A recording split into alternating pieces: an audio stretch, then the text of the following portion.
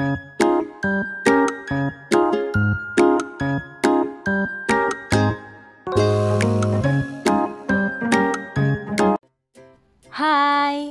Assalamualaikum warahmatullahi wabarakatuh. Selamat pagi anak-anak. Apa kabarnya hari ini? Mudah-mudahan semua dalam keadaan sehat ya. Mengawali pembelajaran hari ini, anak-anak jangan lupa untuk menyiapkan buku dan alat tulis serta berdoa supaya pembelajaran kita hari ini dapat bermanfaat.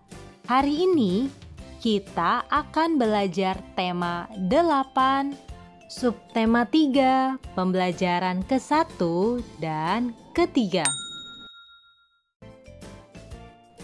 Rambu lalu lintas merupakan bagian perlengkapan jalan yang berupa lambang, huruf, angka, atau kalimat.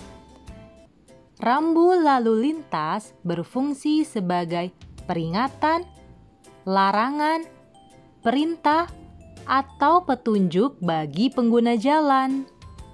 Rambu lalu lintas dibedakan berdasarkan jenisnya, yaitu ada rambu peringatan, rambu larangan, rambu perintah, dan rambu petunjuk.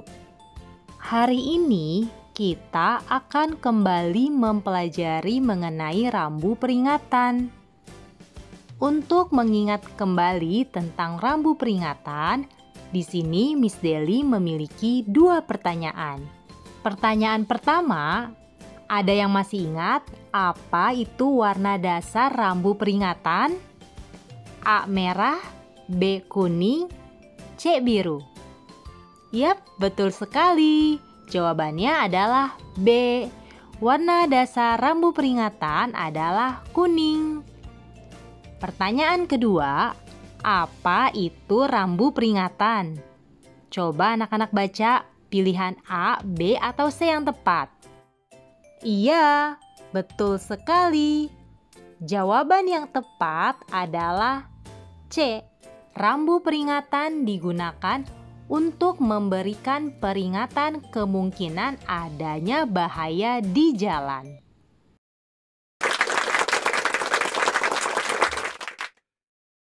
Nah, jadi anak-anak ingat ya, rambu peringatan memiliki warna dasar kuning dan warna garis tepi hitam serta gambar atau tulisannya berwarna hitam. Selanjutnya, rambu peringatan digunakan untuk memberikan peringatan kemungkinan adanya bahaya di jalan atau tempat berbahaya pada jalan dan menginformasikan tentang sifat bahaya. Sekarang, coba anak-anak lihat contoh rambu peringatan berikut ini. Yang pertama, ada rambu peringatan penyempitan badan jalan di bagian kiri dan kanan. Yang kedua, peringatan jalan bergelombang. Ketiga, peringatan adanya jurang. Keempat, jika melihat simbol seperti ini, berarti peringatan akan adanya turunan landai. Kelima, jika melihat simbol seperti ini, berarti akan adanya tanjakan yang curam. Peringatan tikungan tajam ke kanan.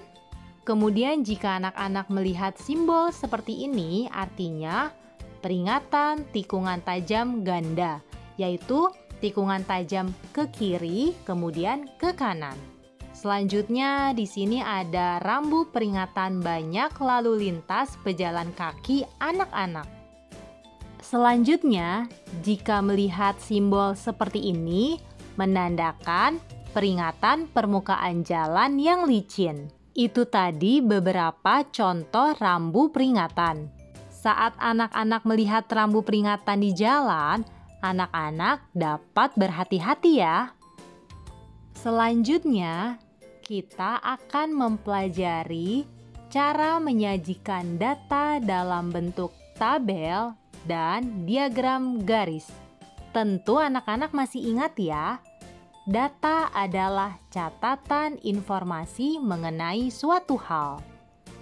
Data bersumber dari hasil ujian siswa, pengukuran tinggi badan, pengukuran berat badan, dan lain sebagainya. Pengumpulan data dilakukan dengan cara pengamatan langsung, wawancara, atau menyebar kuesioner. Supaya lebih jelas, simak contoh berikut ini. Suatu hari, Siti melakukan wawancara kepada teman-temannya di kelas. Wawancara dilakukan untuk mencari data banyaknya teman yang mengenal rambu-rambu peringatan seperti rambu peringatan permukaan jalan yang licin, rambu peringatan tikungan tajam ganda, dan rambu peringatan tanjakan curam. Berdasarkan hasil wawancara yang dilakukan oleh Siti, diperoleh sebanyak 7 anak mengenal tanda rambu peringatan permukaan jalan yang licin, 3 anak mengenal rambu peringatan tikungan tajam ganda, dan sebanyak 5 anak mengenal rambu peringatan tanjakan curam. Siti menuliskan hasil wawancaranya ke dalam sebuah tabel. Langkah pertama, mengelompokkan data ke dalam tabel adalah kita buat tabelnya seperti ini ya, 3 kolom dan 4 baris. Pada kolom yang pertama, kita tuliskan nama rambu peringatannya atau bisa juga kita gambarkan simbol rambunya ya. Pada kolom yang kedua, kita tuliskan banyaknya siswa yang mengenal rambu tersebut. Pada kolom yang ketiga, ditulis dalam bentuk bilangan. Cara memasukkan data ke dalam tabelnya seperti ini ya anak-anak. Kita mulai mengisinya di baris yang kedua. Kita tuliskan nama rambu peringatannya, yaitu rambu peringatan permukaan jalan yang licin, atau bisa juga digambarkan simbolnya ya. Rambu tersebut dikenal oleh 7 orang siswa. Selanjutnya kita tuliskan seperti ini ya. 1, 2, 3, 4, 5, 6, 7. Kemudian kita tuliskan dalam bentuk bilangan yaitu 7.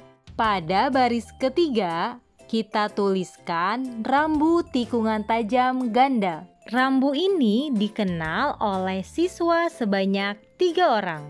Kita akan tuliskan seperti ini ya.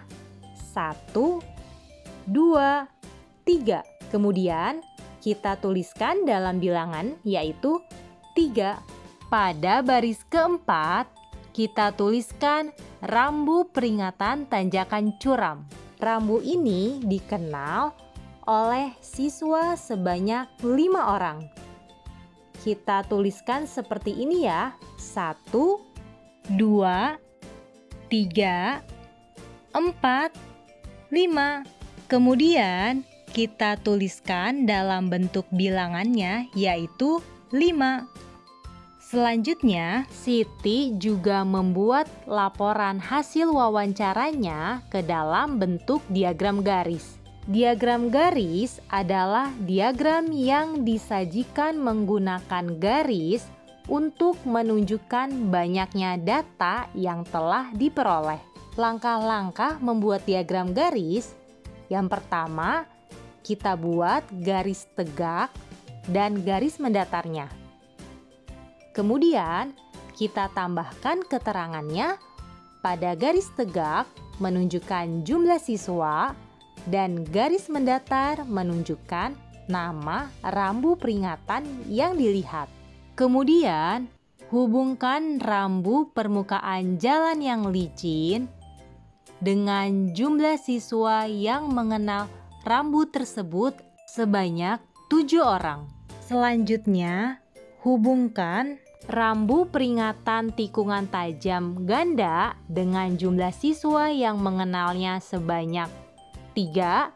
Dan yang terakhir, hubungkan rambu peringatan tanjakan curam dengan jumlah siswa yang mengenal rambu tersebut sebanyak 5 orang. Dari sini, kita sudah memperoleh 3 titik. Setelah itu, kita tinggal hubungkan titik-titik tersebut menjadi garis. Seperti ini ya, cara menghubungkan titik-titik tersebut. Dan kita sudah memperoleh sebuah diagram garis. Mengerti anak-anak?